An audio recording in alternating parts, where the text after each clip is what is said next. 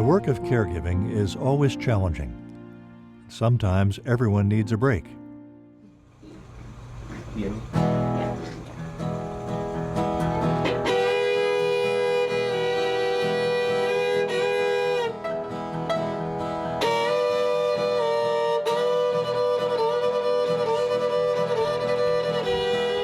And that's what's happening here as two parents and a doctor in the special care nursery at Nashville's Baptist Hospital take up their instruments for some fun.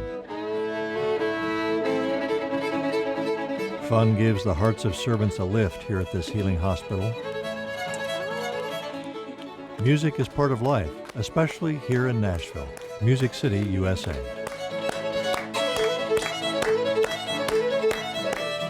Indeed, music is an integral part of healing. Music that goes far, far back across the beautiful history of compassion.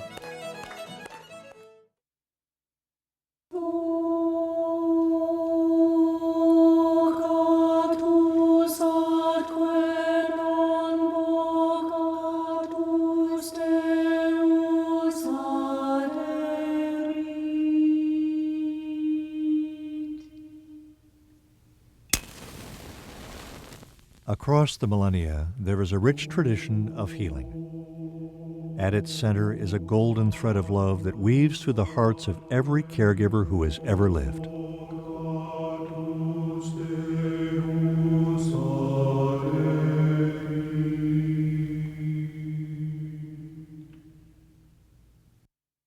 There is an ancient belief that each of us has a calling, sealed orders within us that are waiting to be opened by our lives. Those who hear this call of love and live it out in their life's work are those who possess a servant's heart.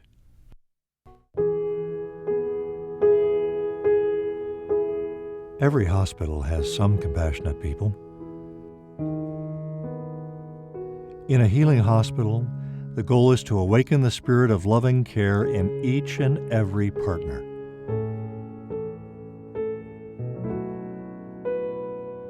One way to awaken this spirit is to look into the servants' hearts of these four caregivers. 3 nurses and a physical therapist who have let us look into their work lives and their personal lives as they carry forward the golden thread of healing.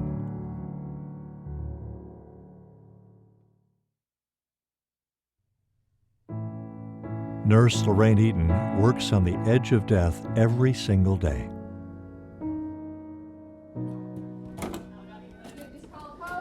Yeah, if she's dropping. Call a code. Here, we got it. I can't get it. Uh-oh. Oh, gosh. Where's her daughter? Here. Turn it off, turn it off.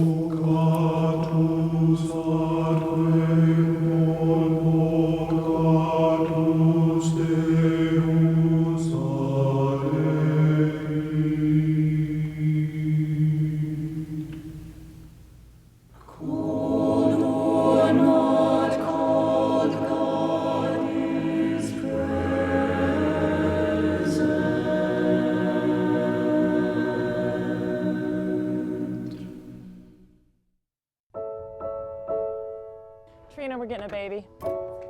Do we have an admission bed over here? Charge nurse Laura Madden Yeah, we is are. a special That baby caregiver. from normal nursery. For 14 Yeah. years, she has George loved wants to move and it served over. a unique group of patients. They might. We probably They are should. the smallest babies Go in get the Jenny. hospital. Sometimes weighing only a pound, they are among the smallest people in the world. And I get excited coming in, especially if I have a primary and I've been taking care of her or him. It's like, I can't wait to see him today. It's neat to go in there and have that excitement of coming into work and seeing your babies and seeing the families and watching them grow. We go back on deliveries, and every time I go back on a delivery, I get excited. And I don't want that to ever go away. I think seeing a birth is a miracle, and I feel privileged to be part of that miracle. This is Jada, and she was born at 24 weeks gestation. She has 4 brothers, and she came quite early, and she's a week old.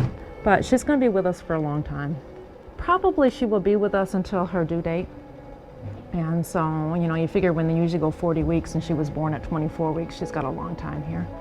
Mom and Dad are like, feel like they're on a roller coaster ride. They say they go from day to day. They feel like every time the phone rings, They're scared to death, so right now we're just trying to give them some emotional support because it's a scary experience. It's a grieving experience.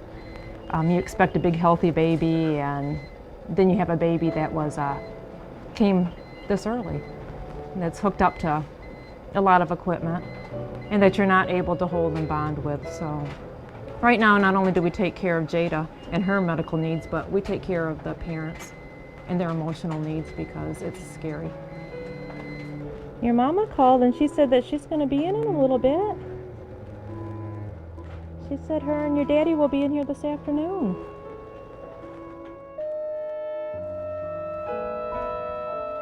The hardest part about this job is always when we lose a baby. You feel so helpless. It's so hard to watch the families suffer. I cry with families a lot.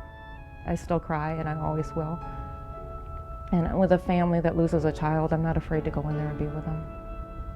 Put my arm around them and tell them it's one of the hardest pains you've ever gone through or will go through. Things that help me the most when I'm discouraged at work or anywhere in my life is my faith, my family, and my friends. God is first and my family is second. They're everything to me. They make me laugh, they give me support. I enjoy being around them. Janice Smith works in the shadows of people's pain. Did you get any rest last night, Miss Renard? I think that's important to me to be serving in somehow in my life. Physically, because I'm helping people get up and move. Emotionally, because I can get to know a person over a few days while they're here and help meet some of those needs if I'm able. And spiritually, because we have a Christian foundation to this hospital. So at times I can address those things as well. Is your left ankle still as painful today? It's hurting pretty bad. When I'm with a patient and trying to help them walk, I'm trying to figure out what are the most important needs that need to be addressed. What's going to help this person get back closest to home as possible. But at the same time, we need to be mindful of how comfortable they are with me being there, with me touching them, with me lifting them, at times me hurting them if I'm moving an operative extremity, etc. So there's a lot of things to be mindful of and try and pick up on the patient's cues. You feel like you can walk some steps today, or is it too painful? It's painful. Is it? Okay. Oh. We'll just scoot around and have a seat in this chair for a little while then.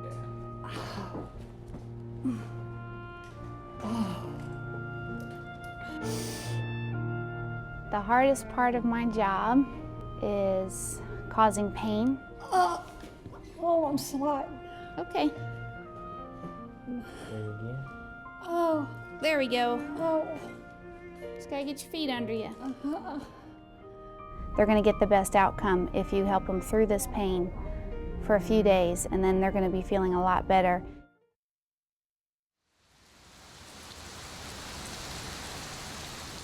One of the things that I have learned in this job is a respect for our lives, a respect for human life. For some folks who become so incapacitated, have such a devastating disease process that wrecks their body, that leaves them without any function of life, really. Sometimes death is a welcome thing. Miss Evans, little tiny breaths. People die. You get to a point where you do everything that you can medically, everything that's within your power and your ability and your knowledge to do. But then you get to a point where you have to step back and it's out of your hands.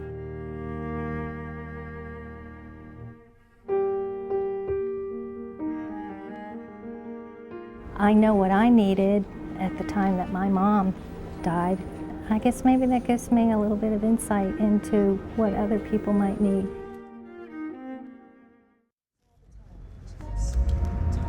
How do servants keep up their energy? For 25 years, Deidre Hall has started her days with song. Songs that lift her so that she may serve others. Do like everybody else, get bathed in the morning, get your little coffee. In the meantime, I've got me some music playing in the background and just kind of prepare myself and get in my car and put my tape in.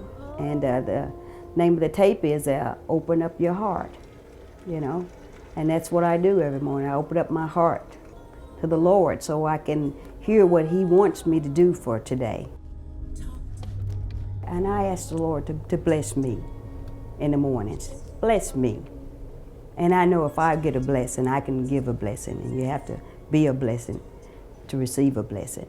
So I'm going to try to be a blessing, and I try to open myself up, get myself together, you know, to know where I stand in the mornings. So that song kind of helps me, I think, put me where I need to be in the mornings so I can, you know, be able to take care of my patients and be able to be a good teammate. I open up my heart. Oh, yeah. My son is a very big part of my life. To do the things your way. And like I say, when I hear the song in the morning, open up your heart, and I try to keep my heart open all day long, you know. Dear Lord, put you before anything I do or say today, because this is my gift that He has given me, and I want to represent it well. In the mornings, when I get out of my car, I just feel a lot better. They tell me when I come in the morning, here's Deidre, she's coming in here now, and they went, how do you come in every morning, you know, like this? Well, I do prepare when I come in here, and I'm not always like this, you know. I do have bad days too, and I am human, you know, and you make an effort to do it. You only, you know, get out of life what you put in life. Good morning. How are y'all? When parents come in here, they have an expectation of this big, healthy baby. They think they're going to have a big, fat baby that's brought out to their room. They can nurse, they can have their friends come in and celebrate the birth of this baby, and it's a happy occasion. Well, it's not the case in here, because we have premature babies that are fighting for their life. And the parents themselves don't know if this baby's going to live. It doesn't look like the baby that they thought they were going to have. They can't do anything for the baby. They can't hold it. They can't feed it. They feel like, you know, this whole dream is shattered, and they're grieving. But they did tell us when I was in the hospital room that at the point I was going to deliver that they wouldn't even resuscitate her. And when my water broke, I was I mean, I remember I just put my hands on she was moving, and I put my hand on my stomach, and I thought, this is maybe the last time I ever feel her. You feel guilty, and you're scared, and you want them, And you can't hold them yet. Can't love on them, you can't take care of them, you just got to watch somebody else do it, and it's been hard. It's been up and down emotionally. You're like, one minute you're happy and you're thinking of hope of her going home one day, and then the next time you're thinking of, you know, songs at her funeral, or, you know, you don't know where you're going, you know, with it, and how you're going to get through it if you do have to bury her, you know, because you want her so bad, you know. There she goes. When I turn her over to assess her, she's just looking all around. I mean, she's just so alert today. I'm just like, what's going on out there? My hands always go off first.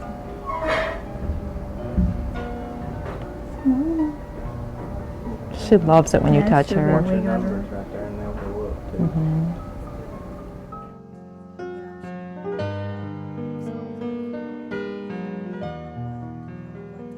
Look at how she settled down. So much the power of touch, the healing power.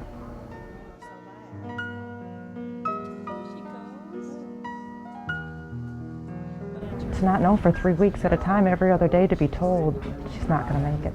She's not going to make it through the night. I can't imagine.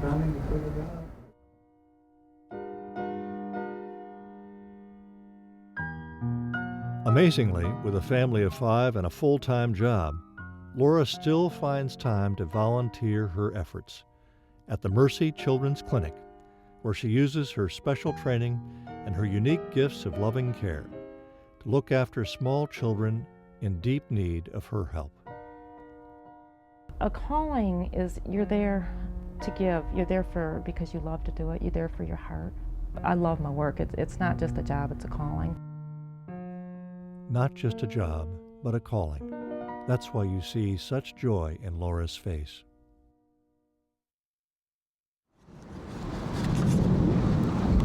Her heart rate's down considerably from what it was yesterday, and her blood pressure is dropping now. So, I mean, it could conceivably be today, but I shed a tear.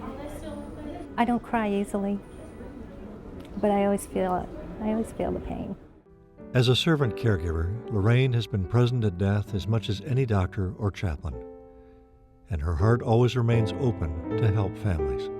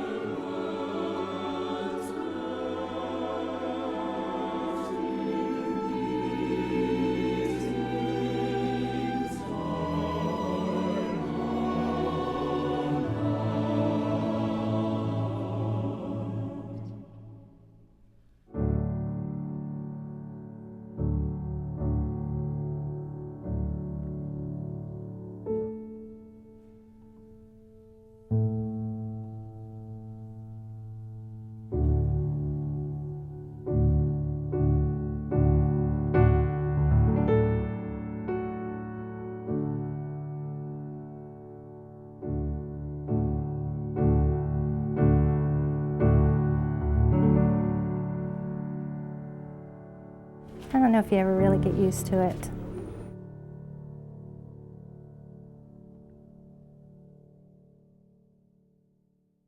Where does Lorraine find healing? I don't think anybody can do what we as nurses do 24 hours a day, 7 days a week.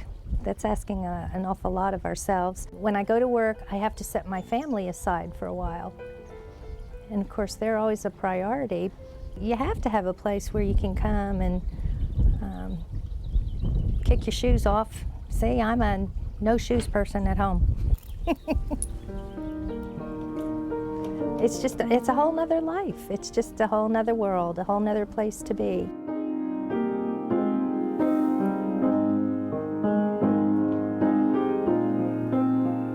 Being able to relax and refresh yourself and renew yourself someplace. And that's what my home does for me. That's what this place does for me. It's truly become just my haven. I cross over that cattle gap and I'm just in my own world. And I love it.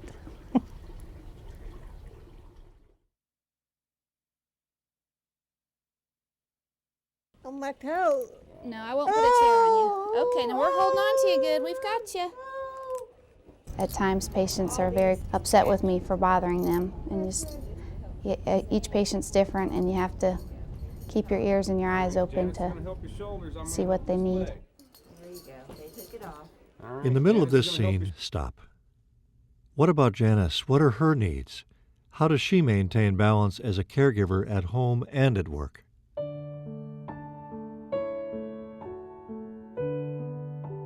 Matthew. Hey! You ready to go? Come on. I think my brother hurt me, my arm. What happened to your arm? What happened? Did it get boo-boo? Should I kiss it? Yes. Right where? Right there, my fingernail. Hey, Michael. Life outside of here right now is in a crisis. My husband left me and my 2 boys, and it doesn't appear that he wants to come back.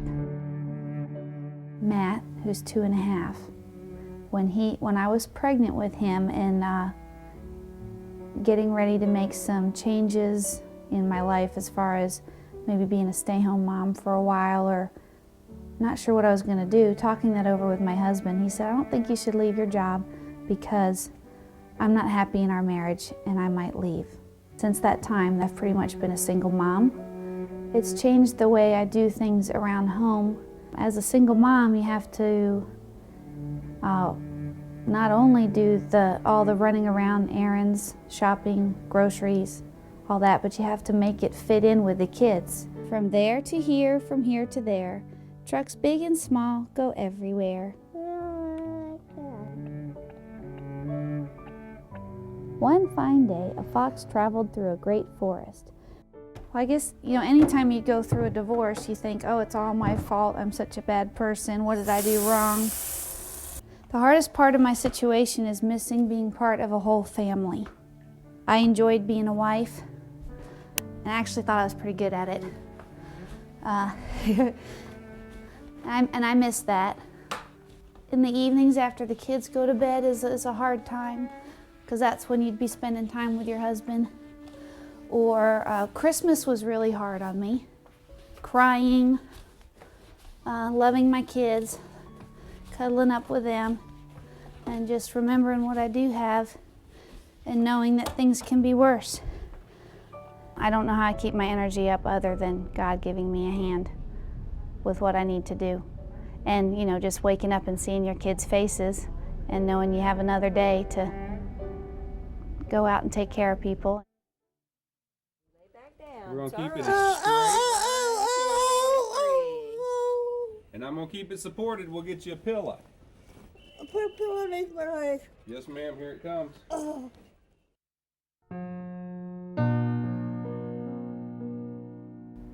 I remember coming home from work and just gonna unwind. I had like a 5-day stretch that I was gonna work. And my middle son came running out to the car and he said, Mom, Life Flight called and they're life flighting. Brian's been in an accident and they're life flighting him to Vanderbilt. So I started praying. I was like, dear God, please, make Brian be okay, all the way to the hospital. It's just, please let Brian be okay. And I kept asking him, I said, how is Brian? How is Brian? Is Brian dead? And they said, just let me explain to you. And I said, no, is he dead? And the doctor said, I have 2 sons and I can't imagine. And he said, and to answer your question, yes. It was my worst nightmare come true. So then I went to the room and I looked at him. And Brian had a piece on his face that I only see when the babies die. And I knew then that Brian was in heaven. And then I remember crying and saying, Brian, wake up, Brian, because he just looked so perfect. But then in my mind, I thank God that I have had the opportunity to see babies that die and go to heaven, because I saw that same look on Brian's face. And there was a peace in the room, so I knew where he was. His girlfriend was driving. They were just starting to get to know each other, and they were talking about how they each felt about life and deep discussions. And she said she looked over at Brian, and the last thing she remembers, he was laughing. And she was probably paying attention to Brian when she was driving, and then the next thing she knew, she had heard a crash. A lot of the little babies I've taken care of this last year since Brian died, there's been an amazing closeness that we have had. At the beginning, it was 24/7. I mean, there was never a second that I didn't think about Brian. I still think about him. In the morning, I pray for strength to get through the day. He just smiled all the time. Every time you saw Brian, you'd see a smile. And I don't think he was ever unhappy. I'm sorry. That's all right.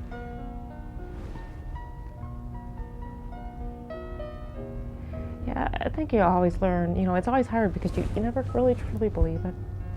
I think how you get on is you don't focus on what you don't have. You focus on what you have. I will see a child that looks like Brian. I'll hear people at work talk about their college-age children and what they're going through. And I think of Brian because he would have excelled at school. Brian was at the top of his class. He was going to graduate the top 20.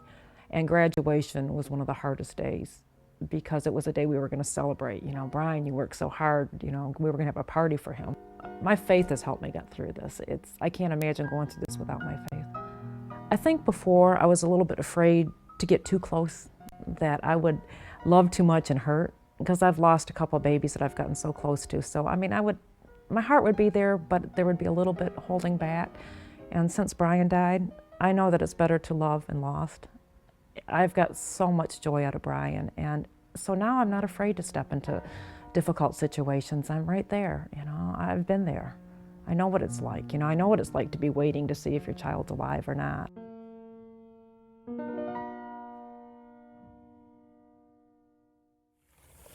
Deidre Hall commits her servant's heart to care for those with terrible head and spinal cord injuries. This gentleman has been a minister for 47 years. Was on his way home from Bible study and had a car accident and had developed a quadriplegia. We'll get you shaved here. We don't want you to look like Rip Van Winkle, okay? All right? It's very hard for him. He's saying, why me? Which, you know, everybody would say that. The fairness of which. He and I have expressed a lot of his feelings and trying to deal with, you know, what he's going through and his family and trying to give him some hope and trying to keep him comfortable at this point. And they do kind of feel that he may regain some of his movement. And right now, mostly what we're doing is just giving him a chance to come to grips with what's happening to him, you know, at this point, so.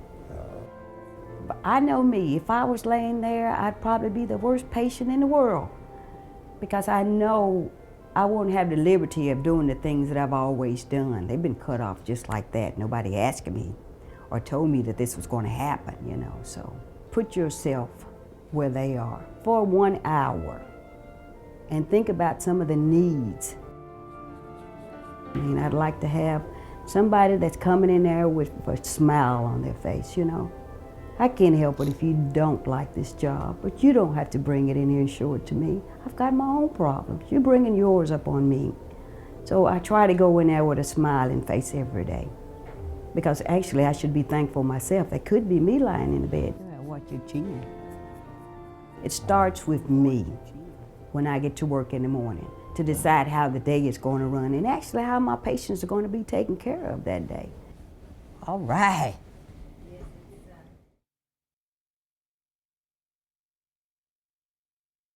I look at a lot of these patients and I'll see an expression my dad used to make. All of a sudden, I'm not just taking care of a stranger. I'm taking care of somebody's mother or father. And it could have been my mother or father, you know, and all of a sudden it makes things very personal.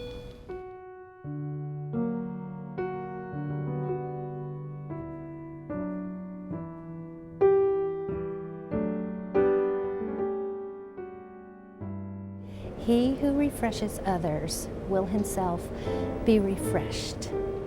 I think about that. Sometimes I feel a little selfish because I'm always looking for that refreshing.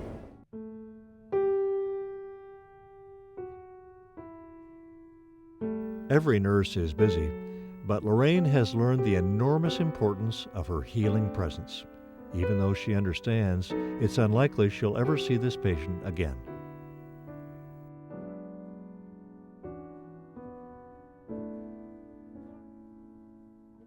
I am put into a person's life for a season, and then they move on.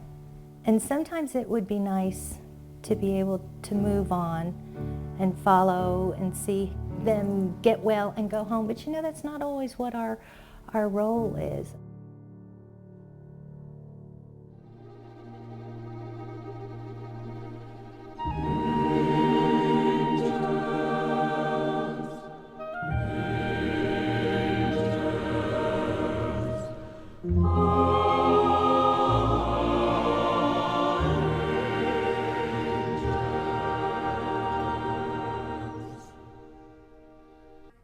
From the depths of my pain, I seek the poetry of God's grace in your lighted hand, your touch that illuminates the dark land of my agony. I seek the gift of your arms and the surge of your strength to hold my crumbling body.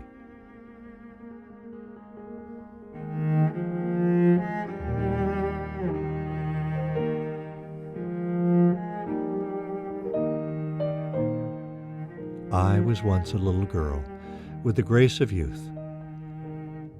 Now in these seconds, I must seek out your youth to ease my old age, to help me turn one more page of life.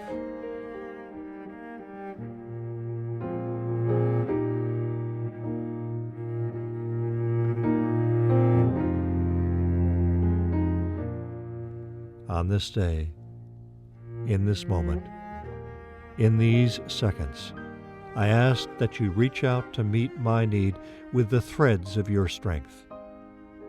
I ask that your servant's heart search out my dark suffering and dissolve it in the blood of God's healing light. What does it mean for a loving servant to return to caring for babies when her own baby, her youngest strong son, has been killed, when she herself has been so deeply wounded? I feel like I do God's work. And I think that you can get in there and touch a family and a baby, and it feels like you can give so much. Jada, 19 ounces at birth, is now healthy, ready to go home.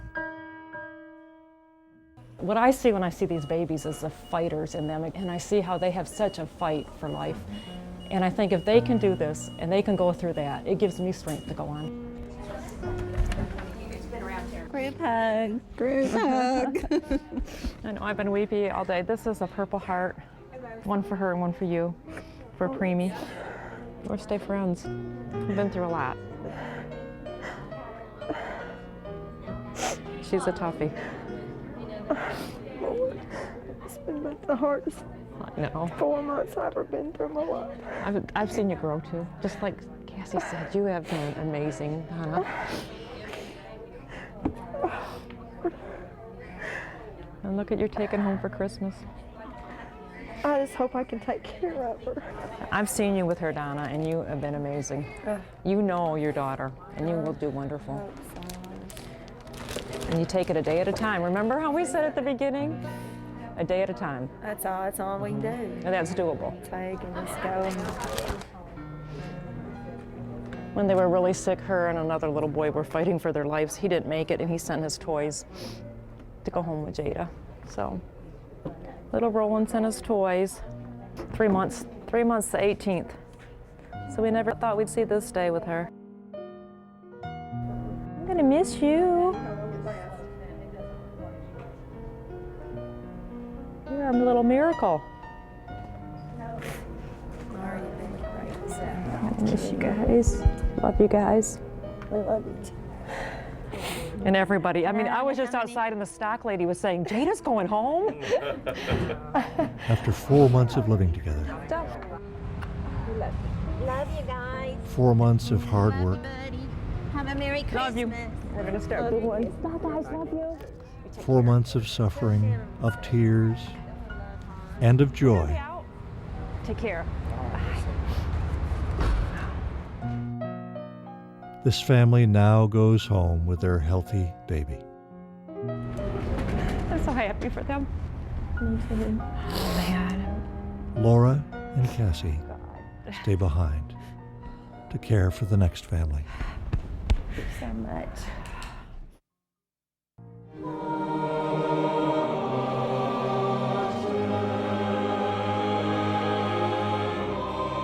In the seasons of the servant's heart, there is life and death, birth, pain, joy, suffering, happiness, fun, exhaustion, and exultation. And in this season, these servants have brought light into the lives of patients. Through their discipline, their hands, their skills, and their commitment of their life work.